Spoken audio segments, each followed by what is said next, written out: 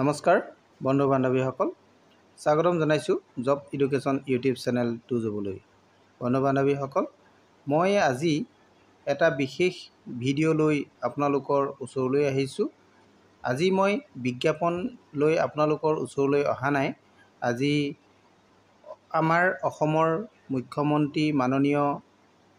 হিমন্ত বিশ্ব শৰ্মা ডাঙৰীয়াৰ এটা বিশেষ ঘোষণাৰ বিষয়ে আপোনালোকক জনাবলৈ আহিছো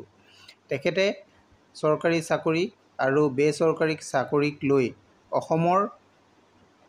খিলঞ্জীয়া ল'ৰা ছোৱালীখিনিৰ কাৰণে এটা বিশেষ ঘোষণা কৰিছিল সেই ঘোষণাটোৰ বিষয়ে আপোনালোকক মই আজি জনাব বিচাৰিছো বন্ধু বান্ধৱীসকল আপোনালোকে ভিডিঅ'টো শেষলৈকে চাই থাকিব তেতিয়া তেওঁ কি কৈছিল কি চাকৰিৰ কাৰণে তেওঁ কেনেধৰণে কৈছিল এই সকলোখিনিৰ বিষয়ে আপোনালোকে ভাল ধৰণে জানিব পাৰিব বন্ধু বান্ধৱীসকল আপোনালোক যদি মোৰ চেনেলত প্ৰথমবাৰলৈ আহিছে তেনেহলে চেনেলটো সাবস্ক্ৰাইব কৰি কাষতে থকা অল নটিফিকেশনটো অন কৰি দিব বুলি মই আশা ৰাখিলো যদি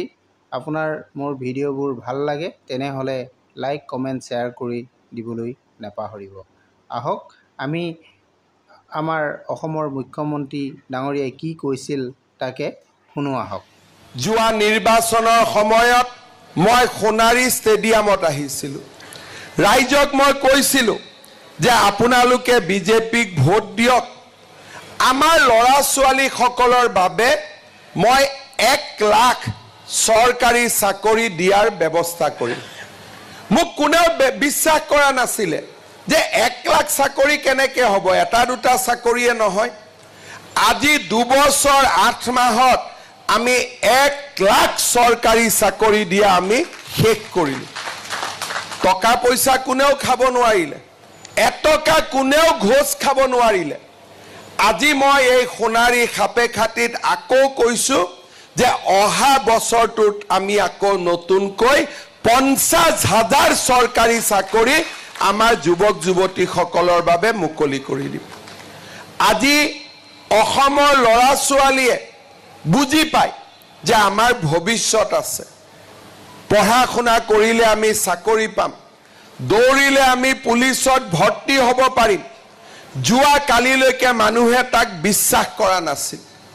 বোলে টকা নিদিলে ক'ত চাকৰি হাজাৰ কোটি টকাৰ এটা উদ্যোগেই আজি আমি সেমিকন্ডাক্টৰ ইণ্ডাষ্ট্ৰি আনিছো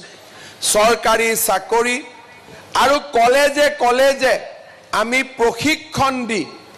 এই ইণ্ডাষ্ট্ৰিতে আমি 20,000 ল'ৰা ছোৱালীক চাকৰি দিয়াৰ আমি ব্যৱস্থা কৰিম